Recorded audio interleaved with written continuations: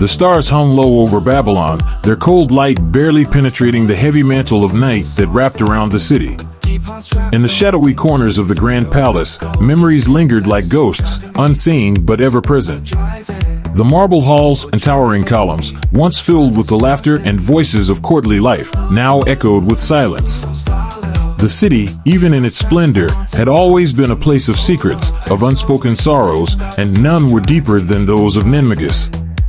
Long before the rise of Cyrus the Great, before the dragons had darkened Babylon's skies, there was a different kind of darkness that had taken root in the heart of the city, a darkness born not of war or conquest, but of love betrayed and a soul left to wither in despair.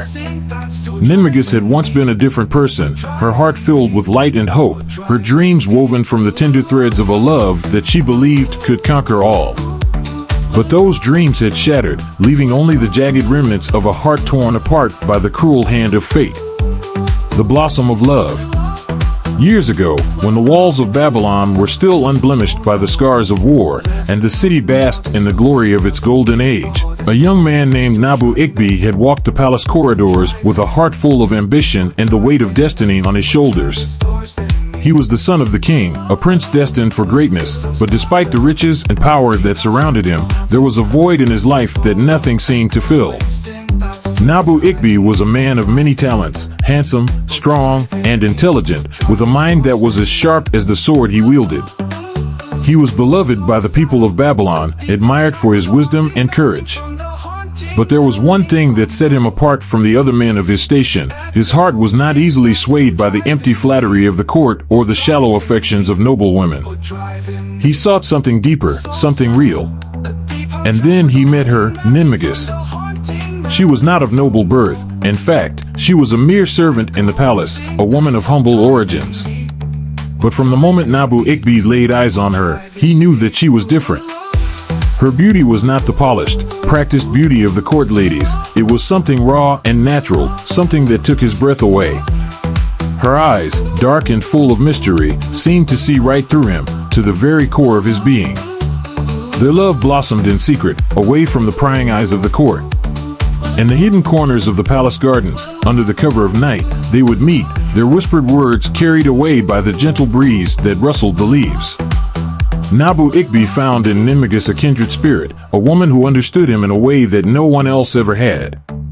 She was his sanctuary, his refuge from the pressures of his royal duties, and in her arms, he found a peace that he had never known before. "Your heart beats like the drums of war, my love," Ninmagus would say to him, her voice soft as she rested her head against his chest. "But here, in this moment, there is only peace. Only us." "And in your eyes," Nabu Iqbi would reply, his fingers gently tracing the line of her jaw, "I see the reflection of a world where I am not a prince, but simply a man who loves a woman more than anything else." They would talk for hours, about their dreams, their fears, their hopes for the future. Nabu Iqbi would speak of a time when he would rule as king, with Ninmagus by his side as his queen, guiding him with her wisdom and love. It was a dream that sustained them, a vision of a future where their love could flourish in the light of day, no longer hidden away in the shadows. But dreams, as they often do, began to unravel under the harsh light of reality. The pain of abandonment. The royal family of Babylon was a proud and powerful lineage, one that did not take kindly to the idea of a prince, one destined to be king, falling in love with a woman of such low birth. Whispers began to circulate through the palace, whispers that reached the ears of Nabu Iqbi's father, the king. The court, always a place of intrigue and manipulation, turned against them, and soon, the pressure on Nabu Iqbi became unbearable. Nabu Iqbi, his father had said one evening as they dined in the grand hall, the candles flickering in the dim light, "You are the future of Babylon. Your choices must reflect the dignity and strength of our lineage. This dalliance with a servant girl must end. You have a duty to your people, to your family. Do not let your heart lead you astray." Nabu Iqbi's heart had clenched at his father's words, but he had nodded in reluctant agreement. He knew the weight of his responsibilities, the expectations that came with his station. But how could he turn away from a woman who had become the very center of his world? That night, he met Ninmagus in the gardens once more, But this time, the air was thick with unspoken sorrow. The stars above seemed dimmer, their light pale and cold as it fell upon the lovers. Ninmagus, he had begun, his voice trembling with the weight of what he was about to say. There is no easy way to tell you this, but we cannot be together.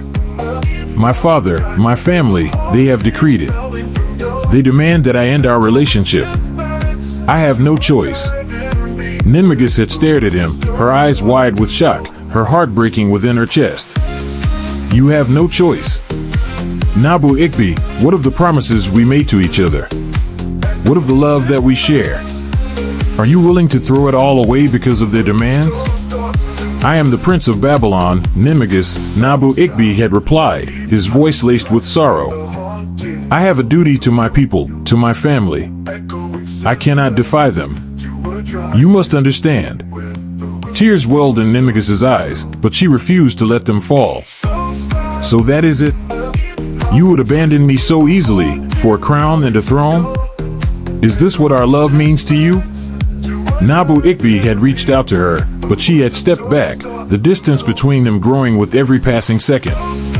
It is not like that, Ninmagus. You must believe me. This is the hardest decision I have ever had to make, but I must do it, for Babylon, for my people. For your people, Ninmagus had whispered, her voice thick with pain. But what of me? What of the woman who loves you more than life itself? Do I mean nothing to you, Nabu Iqbi? You mean everything to me, he had said, his voice breaking. But I cannot be the man you need me to be. Not now. Not while I am bound by the chains of my duty. I have to let you go. Ninmagus had stared at him, her heart shattering into 1,000 pieces. She had wanted to scream, to cry, to beg him to stay, but she knew it was futile. The man she loved was already lost to her, claimed by the throne, by the expectations that had been placed upon him since birth. With a final, heart-wrenching look, Ninmagus had turned and walked away, leaving Nabu Iqbi standing alone in the garden, the silence of the night pressing down on him like a suffocating weight. Descent into darkness. Ninmagus had wandered through the streets of Babylon, her mind a whirlpool of despair and anger. The city, once so vibrant and full of life, now seemed cold and alien to her, a place where she no longer belonged.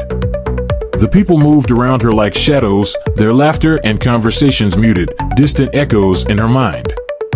She had loved Nabu Iqbi with all her heart, had given herself to him completely, only to be cast aside when the weight of his responsibilities became too much. Her love had been pure, unwavering, but in the end, it had not been enough to overcome the demands of a throne, of a crown that had crushed their dreams beneath its weight. Ninmagus had felt lost, adrift in a sea of pain that threatened to drown her. She had no one to turn to, no one to comfort her in her time of need. The palace, the place where she had once found happiness and love, was now a place of torment, a reminder of all that she had lost. As she wandered the streets, her feet carrying her aimlessly through the city, she found herself standing at the edge of the Euphrates River. The water rushed past her, dark and cold, its surface reflecting the pale light of the moon. She stared into its depths, her thoughts heavy with despair. What is left for me in this world? She had whispered to the night, her voice trembling with grief. What purpose do I serve, now that the man I'd love has abandoned me? The river seemed to call to her, its dark waters promising an end to the pain, to the emptiness that consumed her. She took a step closer to the edge, her heart heavy with sorrow, her mind filled with thoughts of escape. But just as she was about to throw herself into the water, a hand had reached out and grabbed her, pulling her back from the brink. Do not throw your life away so easily, a voice had said, deep and resonant, filled with an ancient power. There is more to you than you realize, more that you have yet to discover. Ninmagus had turned to face the man who had saved her, a tall figure draped in dark robes, his face hidden beneath the shadow of his hood. His eyes, however, were bright and piercing, filled with a knowledge that seemed to transcend time itself. Who are you? Ninmagus had asked, her voice barely more than a whisper. I am Namtaru, the man had replied, his gaze never leaving hers. A wizard, a keeper of ancient knowledge. I have walked this earth for many years, and I have seen the pain that love can bring. But I have also seen the power that can be found in that pain, if one knows how to harness it. Ninmagus had stared at him, her mind still reeling from the events of the night. What do you want from me? I want to help you, Nabu had said simply. I see in you a potential that has yet to be realized. The pain you feel now can be transformed into power, if you are willing to learn, if you are willing to embrace it. Ninmagus had hesitated, her heart still heavy with sorrow, but there was something in Nabu's eyes, something in his voice, that called to her, that offered her a way out of the darkness that had consumed her. What must I do? She had asked, her voice trembling with a mixture of fear and hope. Come with me, Nabu had said, extending his hand to her. I will teach you the ancient ways, the magic that has been passed down through the ages. You will learn to harness the power of your pain, to turn it into something that can shape the world around you. Ninmagus had looked at his outstretched hand, the offer of a new path, a new purpose, and had felt the first stirrings of something within her, something dark, but also powerful. She had been cast aside by the man she loved, left to wander the streets like a lost soul, but now, here was a chance to reclaim her power, to forge a new destiny for herself. Without another word, she had taken Nabu's hand, and together, they had disappeared into the shadows of the night, leaving the city of Babylon and her old life behind. The path of vengeance. Under Nabu's tutelage, Ninmagus had learned the ways of ancient magic, the spells and incantations that could bend the very fabric of reality to her will. She had studied for years, mastering the dark arts, honing her skills until she had become one of the most powerful sorceresses in the land. But with each spell she learned, with each new power she acquired, the pain in her heart had grown, festering like a wound that refused to heal. The love she had once felt for Nabu Iqbi had been twisted into something dark, something poisonous, until all that remained was a burning desire for revenge. She had returned to Babylon, the city that had once been her home, her sanctuary, but now it was nothing more than a target for her wrath. The years had passed, and Nabu Iqbi had ascended to the throne, ruling as king over the land. But Ninmagus cared nothing for his title, for his power. All she saw when she looked at him was the man who had betrayed her, who had abandoned her for a crown. She had waited for the right moment, had bided her time until the stars aligned and the omens were favorable. And then, one dark night, she had struck. With her magic, she had crushed the royal guards, their weapons and armor crumbling to dust before her power. She had walked through the grand halls of the palace, her presence a dark shadow that spread fear and terror in its wake. The courtiers had fled before her, their screams echoing through the corridors, but she had paid them no mind. There was only one person she sought, Nabu Iqbi. She had found him in the throne room, seated upon the golden chair that had been the source of all her suffering. He had looked up as she entered, his eyes widening in shock and disbelief. Ninmagus, he had whispered, his voice trembling with fear. You've returned. Did you think I would stay away forever, Nabu Iqbi? Ninmagus had replied, her voice cold and laced with bitterness. Did you think that I would simply disappear, that the pain you caused me would vanish like smoke on the wind? Nabu Iqbi had risen from his throne, his hands trembling as he reached out to her. Ninmagus, please. I never meant to hurt you. I did what I had to do for Babylon, for my people. Your people? Ninmagus had spat, her eyes blazing with fury. And what of me, Nabu Iqbi? What of the woman who loved you, who gave everything for you? Did I mean nothing to you? You meant everything to me, Nabu Iqbi had said, his voice thick with emotion. But I was a prince, bound by duty, by the expectations of my family. I could not defy them, could not abandon my responsibilities. You must understand. I understand perfectly, Ninmagus had interrupted, her voice as sharp as a blade. You chose power over love, duty over your heart.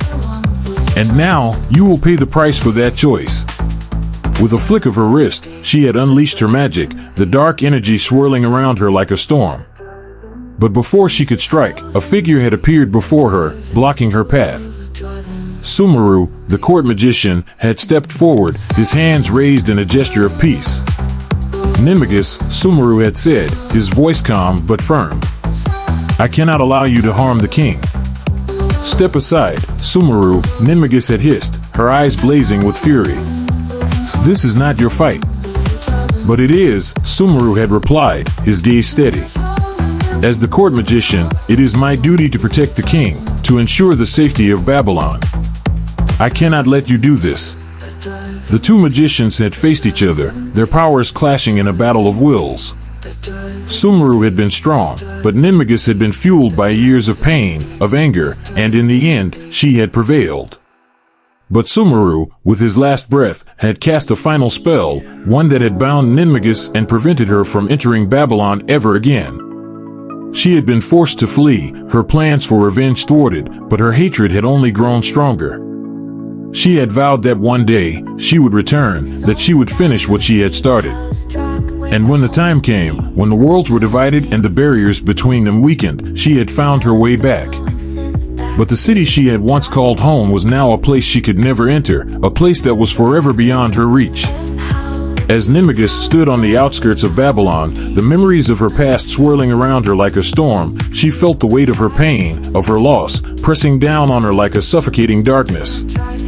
But even in that darkness, there was a flicker of something else, a flicker of the love that had once been the center of her world. It was a love that had been twisted and broken, but it had not been extinguished. And as she stood there, staring at the city that had once been her home, she felt a single tear slip down her cheek, a tear that was born not of hatred, but of a love that would never die.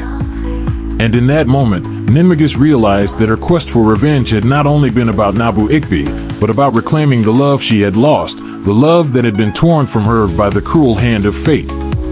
But now, it was too late. The love she had once felt was now a ghost, a shadow that haunted her every step, a reminder of all that she had lost. And as the darkness of the night closed in around her, Ninmagus turned away from the city, her heart heavy with the weight of her sorrow, her footsteps echoing through the silence as she disappeared into the shadows. The return of Ninmagus. Ninmagus had watched as the war unfolded, as the mighty empire of Persia clashed with the defenders of Babylon. The sight of blood spilled on Babylonian soil had brought her a twisted pleasure, a sense of vindication for the years of pain and rejection she had endured.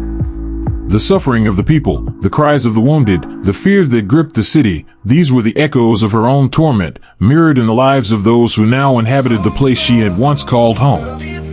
But as the war dragged on, as the armies of Cyrus the Great were twice repelled by the forces of Babylon, Ninmagus found herself consumed by a growing sense of frustration. The victories of the Babylonians, led by the mysterious warrior Ira, were like daggers in her heart, each one driving deeper into the well of her hatred. The city that had betrayed her refused to fall, its people stubbornly clinging to life despite the odds. Ninmagus had hoped that Cyrus, with his vast armies and ruthless ambition, would bring Babylon to its knees, would deliver the final blow that she herself could not. But each time, the Persians had been driven back, their forces decimated, their spirits crushed. The very thought of it filled her with a rage that burned hotter than any fire. As she stood on the barren hillside overlooking Babylon, her eyes narrowed with determination. If Cyrus could not bring Babylon to ruin, then she would ensure that he did. She would go to him herself, would convince him to continue the war, to strike again with a force that would leave no room for retreat, no chance for survival. She would see Babylon fall, even if it meant tearing down the walls herself. With a wave of her hand, the air around her shimmered and distorted, the shadows bending to her will. In an instant, she was gone from the hillside, her form dissolving into the darkness.